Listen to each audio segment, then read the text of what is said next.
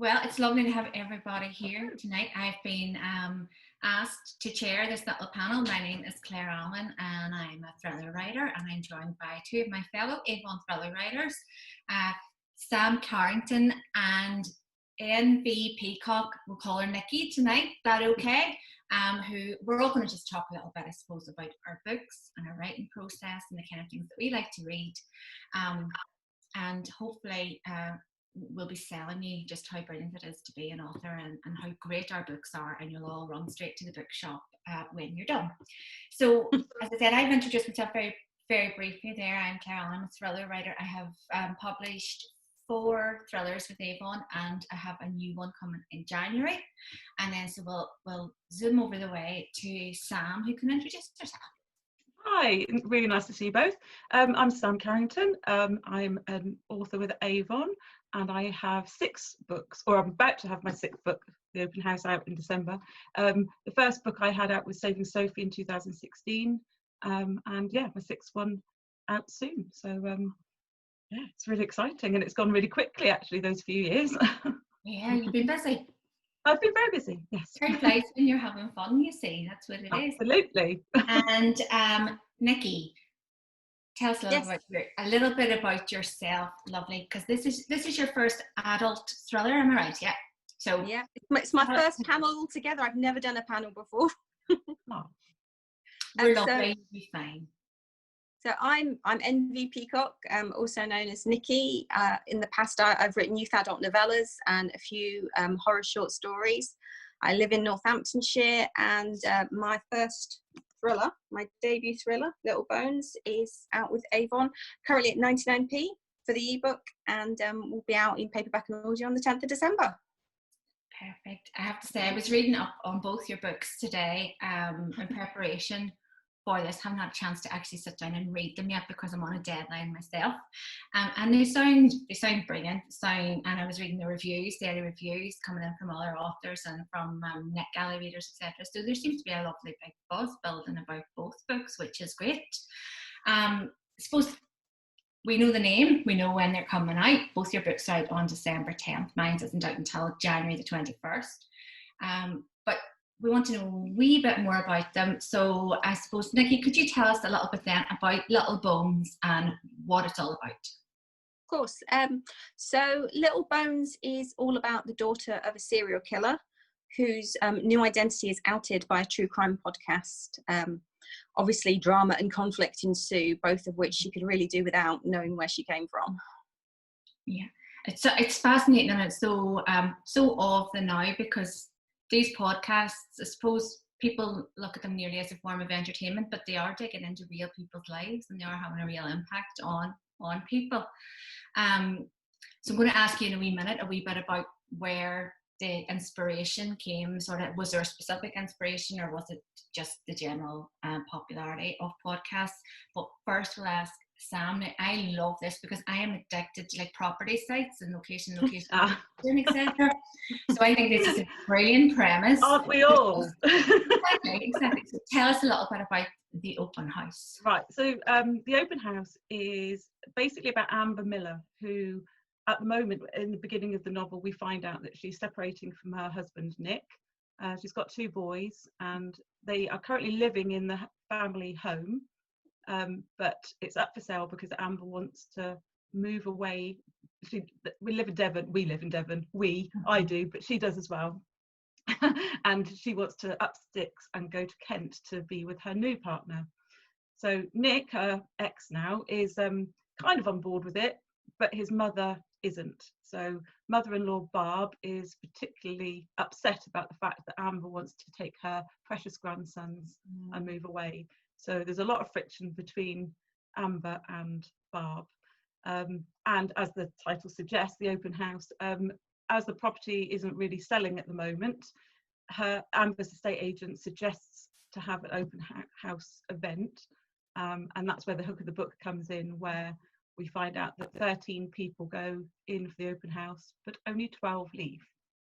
I love it. I love a good whodunit. We'll find out, yeah. It's great. And I suppose I'll get shot if I don't say something about my new book, which is coming in January, which is called Ask No Questions. And It is a character that has appeared in some of my other books. Devon, who's a sort of not necessarily the most reputable journalist in the world. She wouldn't be the most ethical. She just has to get a story. But this time she finds herself very much at the centre of a story when she is writing about a death of a child 25 years ago. The man who was convicted of that murder is maintaining his innocence and has launched an appeal.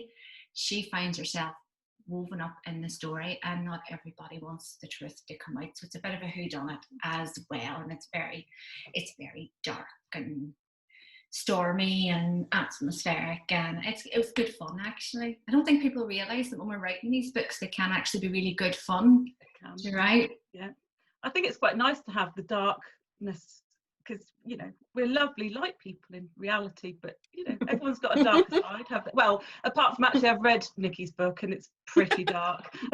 Yeah. But you know, that's one thing I've heard said before, that you know, when you meet fellow crime writers, we are all really, really lovely, because we get all that badness out on the page. Yeah, we exercise it. And it can be very, very cathartic. And I know there's lots of people joke about, you know, be careful what you say, because I'll kill you in the next book or something.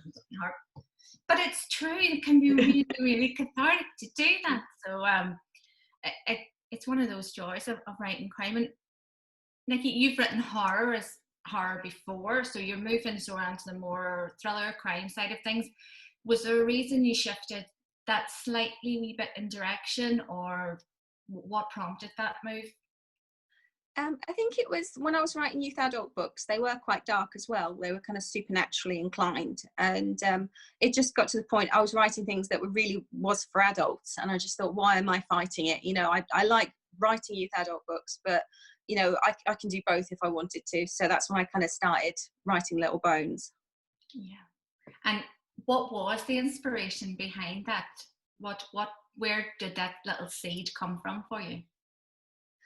Well, it was pretty much what you said. You were very right in saying it's from the true crime podcasts. I love them and I listen to them all the time. Mm-hmm. And the ones I listen to are very professional, and they treat their subject matter with respect. They don't out people or name names or anything like that. Mm-hmm. But it just did make me think, you know, what if one did?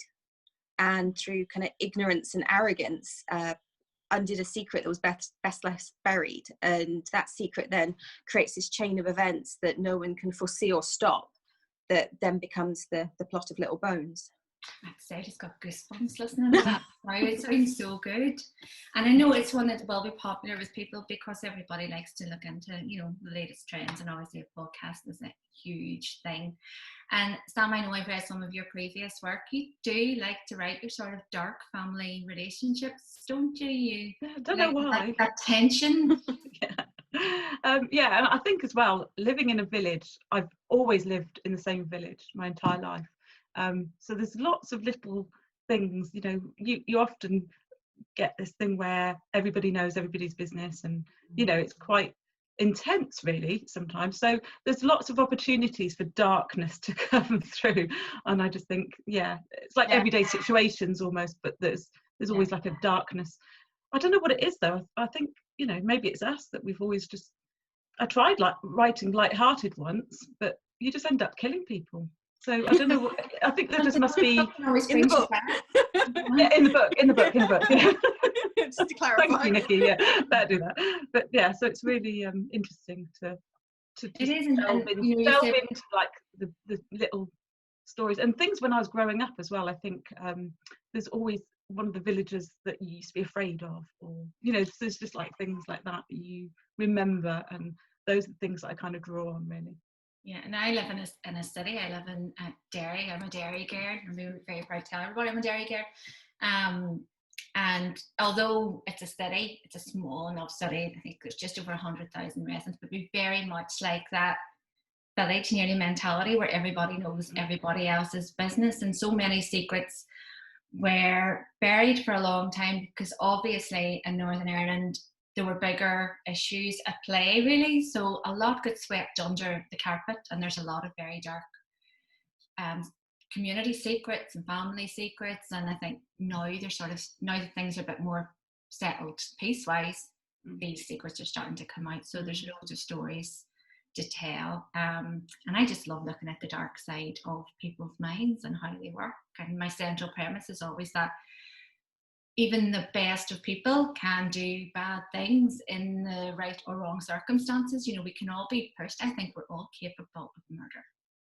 I think that's exactly right. And especially when I worked in the prison, there was so many men that I worked with, and you think, well, if they'd just gone this way, their life would have been different. And a lot of their decisions they made could be made by anybody, you know, and it's just they've gone on that just wrong path. So yeah, I think, like you said, we've probably all got the capabilities if all the right circumstances came together. Exactly. And how much does that work influence your writing, or inspire your writing in any way, or is it just the general concept, as you say, of yeah, I think sometimes it's general concept. There are some specific cases, things that people that I worked with, maybe their family backgrounds or something they did, you know, does make it infiltrates the writing, if you see what I mean. So I'm not writing about them, but some of their circumstances perhaps are things that I then bring in and have as a character trait or something like that. But absolutely. No, I understand that. I do that because I was a journalist myself. Yes, yeah. So you must have loads of things. There are loads of stories, but you know, you wouldn't directly lift anybody's, but it stays there in your subconscious nearly even, and makes you think about things in a slightly different way. So, Nikki, do you know any serial killers? Have you met any? Does it inspire you? Not that I know of. Not yet. So what kind of research did you, I mean, obviously it's probably next to impossible to go and interview a serial killer to research a book, and maybe you wouldn't want to even if you could. How do you go about researching, I suppose, the mind frame and everything that happens in your book? I think I kind of managed to circumvent a lot of it because I created kind of a different type of serial killer. So my serial killer doesn't, he's not based on any one in particular. In the past, I mean, I've been quite addicted to serial killer stories. I think it all started when I was a little girl and I went to Madame Tussauds in London, and I snuck into the Chamber of Horrors and I saw Jack the Ripper, and I became obsessed from then. And but I didn't want to just use like a template of a serial killer. So as much as I've done a lot of research and done a lot of things in the past, just purely for my own kind of sense of self, I didn't really use that in the book. I tried to be a little bit more different and to create a different type of killer. Mm-hmm. I know it's hard when we're talking about thrillers to say too much about it without giving away, you know, like massive swathes of story, and we don't want any spoilers. So maybe I'll ask a wee bit more about the writing process to sort of steer us clear of ruining our books for any of our lovely readers. People who don't write may not be familiar with the terms plotter or pantser. I know I've had people look at me quite funny when I've said pantser before.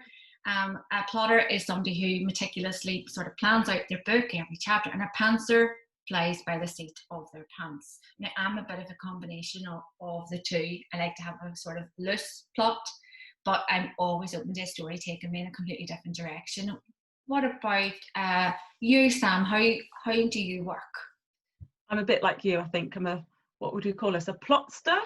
A plotster. Yeah. Plotster, something like, yeah, I try to have a general, I don't know, maybe I write a bit of a synopsis actually first and think, so I know a rough idea of where I'm going, but then I try and plan a few chapters, and then maybe the like midway and the end, so that otherwise I think I might end up with 120,000 words, and my first drafts are normally around 80,000, so that is just about right for me. But I do have I've got like a flipped up board and cork board, so I do use all those kind of tools to try and plan, and characters and things like that. But like you said, when you can plot so far, I do think that quite often something will just take you in a different direction, and so you end up going off, you know. I think the characters take on a life of their own. The more they're on the page and they come to life, then you find that you know them better when you're starting. Yes, you do. Yeah, and actually that thing where I remember before I was a writer, hearing writers say, "Oh, the character took over," and "Oh, the character did this," and I'd be like, "Really? You're writing them? How can that happen?" but it does. It actually does sometimes. You end up thinking, oh, I didn't think she was going to do that. It's really weird. And what about you, Nikki? Do you find that as well, or are you meticulous, plan it out and do not deviate from the plan? I wish I was meticulous. I'm probably the same as you guys. I'm a little bit of a hybrid of the two. So I tend to kind of, but I'll plot first. I use beat sheets to make sure that I'm covering kind of every beat of a story, and I have my kind of A to B, so I know where I start and I know where I finish. But when I do my first draft, it's a little bit more organic, so I'll kind of let it take me where it needs to take me. And sometimes I don't even know who the killer is until I get to the end. I have done that. I have changed the killer quite close to the end, where I sort of gone, that's a bit too obvious actually, so subvert it completely, and take it where nobody would think it's going to go, and then figure out a way to make it work. And that, it's brilliant when that happens, when you suddenly have that flash of inspiration where you go, this actually would be a wee bit better. And that was a piece of advice that was sort of given to me, is never be afraid to make really, I suppose, really big plan or a really big plot twist, or never be afraid to go really, really dark. If you think something that you've written is dark, go darker. You can always pull back a little bit from it in an edit, but you know, put it all out there, give it your heart and soul. What would be the best piece of writing advice that, you know, you've ever been given? So Nikki, what would yours be?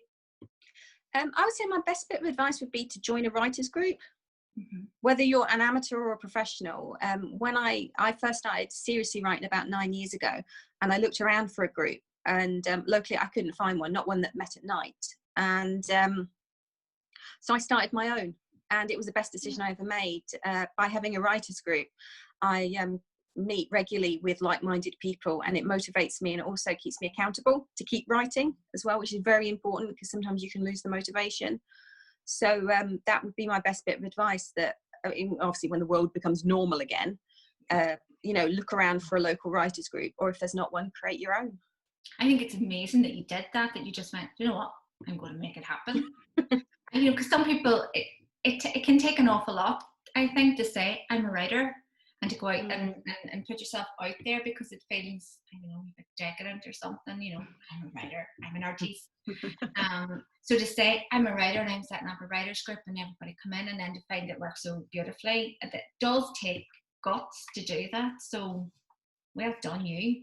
Oh, thank you. It was definitely the best decision I ever made. It's, you know, the group's like 25 people now, and I've met some of my best friends through it. So it's like, it is creating your tribe to kind of live in, and, you know, and like I said, it just keeps you motivated. And nobody understands writers like other writers. Exactly. Is it really true? So Sam, your best ever piece of advice that you've been given? I can't think of anything. I think I've been given so much. I don't know. I mean, the biggest piece of advice is really just to sit in the chair and write, because you can have all these big plans and think, oh, I'm going to write a book. And so many people say, oh, I think I've got a novel in me and what have you. And I did the same. I mean, for years, I just thought about it and didn't ever do anything. I bought loads of how-to books, loads of them, didn't read them, didn't put pen to paper or anything. So I think that is the biggest thing, is to actually get going with it. You know, just start. Don't. I know Marion Keith would say that would be like her first big point. Anytime anybody asked her for writing advice, just write the book, sit down. Or at least just start. I think it is quite difficult to just write and write and write. I think, well, maybe it isn't, I don't know, but I suppose we must have done it to begin with, otherwise we wouldn't be where we are, would we? We had to write a book first. But the process itself doesn't necessarily need to be taken into too much account to begin with, perhaps, and you just, like I say, get some kind of story out so that you've got something on the paper to work with. But then I think also to read quite a lot about the writing. I bought all these how-to books, and like I said, I didn't read them to begin with, but I did, and I think they are quite handy. And I've still got one that I use every time. And what is that? It is just a basic one. It's the structure your novel, and it's just like you were saying about like different plot points and the arcs and the, you know, the different the, what do you call the words? It's gone out my head now. See what I mean? You're okay. This is why I've got books, because I forget so much. Just trying to get the structure right, so you've got the characters and like you said, a beginning, middle and end, but to make sure that you're actually getting everything in the right places and making sure that I think give yourself the best chance of being flow and pacing. I think pacing can be quite difficult to begin with when you first start out writing.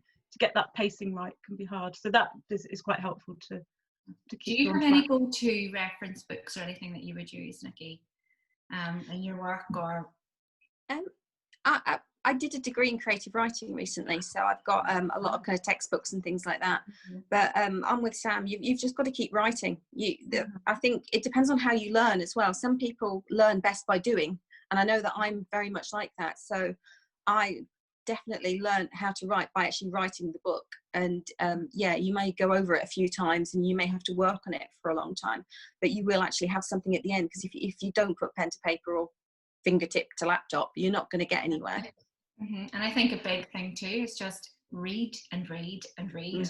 Not necessarily how-to books, but just read, especially your genre, and see what works and what it is that makes you keep turning the page.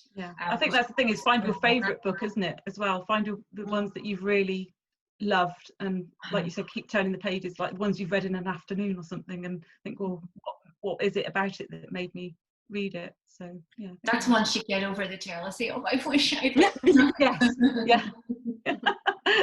I also actually started out writing short stories, which was quite a good way of especially because you had to condense everything, so you are doing that, getting in on the action quite quickly.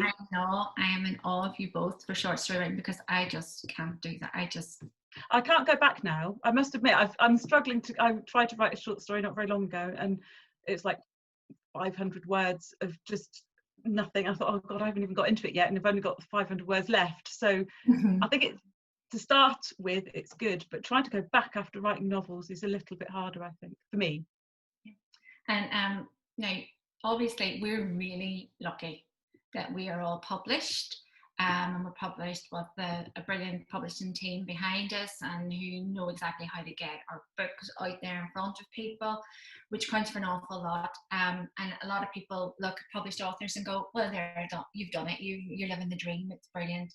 And maybe they don't realise all the work that goes on behind the scenes. It's not just a case of writing and a book ends up in the shelves and wherever within a couple of weeks. So there's so many different stages to this process. Do you have a favourite, or probably even a better question is, what is your least favourite part of the whole process? For me, probably, I think when we're getting near the sort of copy edit stage, where I'm just like, if I have to read this book one more time, it was great. And then one of my favourite things is seeing the book covers and hearing the audiobook actors as well, because it just brings it all to life and it feels really, really real.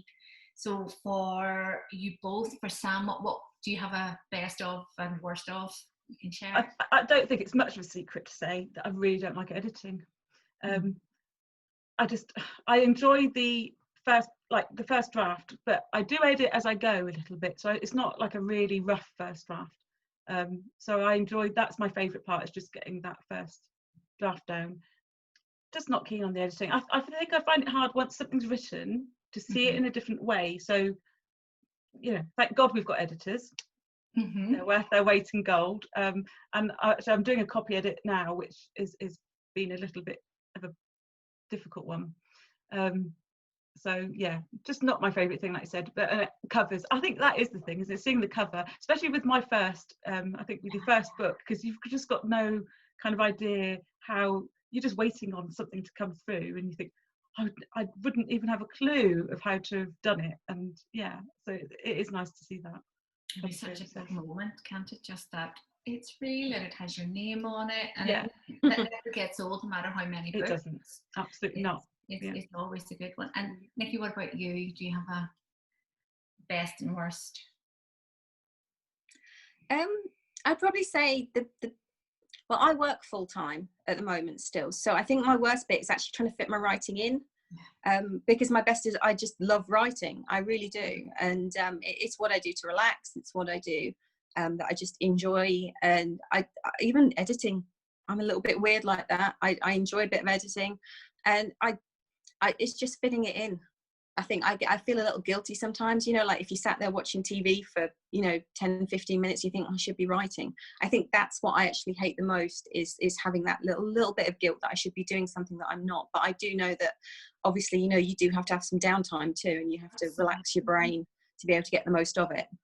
Absolutely. I wrote prior to joining Avon. I was working full time and writing, and 2 young kids, and yeah, you know, times you did feel as if you were torn between them all, and but like you, I did find it was like me time, and it was relaxing, and people maybe don't always get that it can be actually as fun as reading a book, to sit down, and especially in that lovely first draft bit where you're just creating a story. It's like just playing with your imaginary friends for a bit. Ours just happen to be serial killers. Oh. So there's me having a wee pause now where I go, what's the next question? I thought you'd frozen then. I thought. I know, yeah. Maybe just sort of we've lost played it out and freeze frame. But so we've talked about our own books, and I suppose, and we've talked about when you read a book and it makes you go, oh, I wish I'd written that. Do you have a favourite book of all time? Doesn't have to be in the crime genre or the thriller genre. Do you have something that just sort of blew your mind and you thought, that's how to do it? So we'll go to Nikki. I don't really have a book that's my all-time favourite book. I think it kind of depends on my mood. Sometimes I really want to read a thriller. Sometimes I really want a paranormal romance or something a little lighter. I've got to say, I suppose in the last couple of years, my favourite book was Final Girls by Riley Sager. So good. It's so isn't good. it? Yeah. And pretty much anything else he's written as well. I think there was the one in the camp as well. And what was the most recent one that he did? The Home by Dark. Yeah, you know, yeah. And I better write these down. Yeah, oh no, you definitely have to read them. He's brilliant and just great. I'm not going to say too much because I don't want to give away. And I must admit, I didn't realise it was a man because he writes from a female point of view. I didn't. Yeah. I thought it was a woman, to be honest, until I kind of saw an interview and was like, whoa, he writes so convincingly as a woman. I had that moment as well when Final Girls was like, I came out, hang on a minute. But then it is something that's supposed to worth pointing out. Your thriller is out under N V Peacock, and Sam can be gender neutral. So, how much do you think your name or your gender or perception or whatever plays into people wanting to pick up your books? You know, traditionally, it's always thought that a man's name will sell a book more than a woman's name. Do you think that's still the case, Sam? I personally don't think it is anymore. I really don't. I think, like you said, there are a lot of men that write, mind you, they are probably using the initials, but there are men that write quite a lot of psychological thrillers, which I think the psychological thrillers, I think there's probably more females writing than men, possibly. But yeah, I don't think there's much of a thing anymore about it, although there are lots of people that seem to put their initials on. I was going to say, because CJ Tudor is one of my, I've loved her books, and actually whilst we were in lockdown, her latest one, The Other People, was one of the books that got me out of my reading slump. Yet she still uses the initials, so I don't know whether there is still a bit of a thing that that kind of book needs to be gender neutral. I'm not sure, but maybe it's just that we don't want to define anybody to define, just to see it as writing without looking at what side of it. Was it any sort of a conscious decision with yourself, Nikki, or was it just those are my initials, I'm going with it? It was really just to separate my genres, because all my youth adult stuff and a lot of my horror stuff is under Nikki, so it was really just to separate me out, so my thrillers were easily found, I guess. See, it's grand. Lovely. I did consider using initials when I switched over, because I was writing women's fiction in Ireland before I started writing thrillers, but then we just thought I just go for it and just keep my own name and people know who I am, and that'd be grand. So what are you currently reading, ladies? Is there something that is currently keeping you up at night turning the pages? Sam? Well, I've just read Nikki's, which was excellent. I loved it, absolutely loved it. That was really, I think, one of my top reads, definitely. And I'm currently reading The Last House on Nevis Street, which is on NetGalley at the moment, so it's not out yet. That's by, I think, Katrina Ward. I don't know if she says it Katrina or Catriona, but yeah. So it's got quite a lot of big buzz behind it at the moment, and so I'd say it's kind of like horror / psychological / crime. It's a bit one of those. It's a bit of everything. I must look that one out. And Nikki, is there one that is keeping you awake at night? Well, I tend to have one fiction book and one non-fiction book on the go at the same time. Currently, the fiction book is Sam's Open House.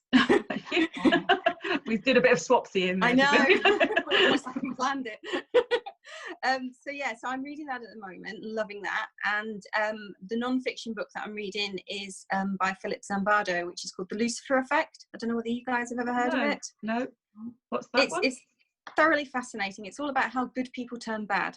Oh, we've seen that. Psychology book. Perfect. Absolutely perfect. This one, I knew I'd have my pen on my hand. Like, just add to the ever-growing list of books that I'm going to read. I know. I'm a big audiobook fan, I have to say, because I seem to be always busy doing something, walking a dog around the car with the kids, or whatever else. So I love my audiobooks, and I'm currently in Bloom by CJ Hughes. Yeah. Because I picked up Sweet Pea, and oh my god, really, it's amazing so much, and it's so dark, and I can imagine it's probably maybe it's similar in style to what you've done, Nikki, in terms of sort of really changing the idea of what a serial killer is, and getting into that mindset, and how things can just spiral. But it's absolutely genius writing, and just really, really, really entertaining, and light and good fun. And I've just finished reading Girl A by I've got that to read. Yeah, it's excellent. It's as good. There's a huge buzz about it, and I think there's a reason for that. It's a great book. So that's one I think is going to be big next year, along with all our books. Of course. So I think we just sort of try and maybe wrap things up a little bit. So I'm going to ask you to give a final pitch for your book. I go first, so I'm not ending off going, I book more. So I can't really pitch it more than saying it's Ask No Questions. And if you really want to know about long buried secrets and a rather scurrilous journalist, it's the one for you. And I have to say, I had huge fun writing it, but it is probably the darkest or the most violent, maybe, perhaps. But it's fun to watch, and it's out on the 21st of January in Ireland in trade paperback and an ebook in the UK. And we'll have a UK paperback release in July of next year. So, Sam, pitch us The Open House. I hate it when you have to do that now, because I've done it. Right, so The Open House is a lovely fab cover, I think. It's out on the 10th of December in all formats, and it is about an open house, but it's a lot more besides. So the fact that there's 13 people gone in and only 12 come out does throw up a lot of things, and there are, like with yours, Claire, some secrets, and there's always secrets and lies that have to come out. And I've also got a lovely couple of characters in there which I really enjoyed writing, particularly Barb, who I called her Barb because she is a bit of a barb. So yeah, out on the 10th of I think you said 10th of October. No, that's gone. 10th of December. And that will be in all formats, will it, Sam? All formats, and 10th of December, yes. And Nikki, so we know that Little Bones is currently 99 pence on Kindle, but people are going to actually be able to get their hands on the paperback just in time to wrap it up and put it on the Christmas tree. Perfect. So tell us a little bit about it. Yeah, so I think we could all probably do with escaping reality right now. So if you're looking for a kind of dark and twisty thriller that keeps you guessing, then Little Bones. So as you said, Claire, Little Bones is currently out on ebook for 99p, and the paperback is out on the 10th of December along with the audiobook. And the audiobook has extra special content and includes an extra twist. I'm going to wait for the audiobook then. I'm going to use one of my Audible credits on that as soon as we're done. That's a big thing for me, to give somebody my Audible credit, I have to say. Thank you so much, ladies. It's been lovely to talk to my fellow Avon authors. Unfortunately, we're not all able to get together for a Christmas drinkies or anything this year, but it's been lovely to catch up with you and to talk about all things crime. Thank you very much, Claire. Thank you, Nikki. Yeah, thank you, Sam. Thank you, Claire. Bye.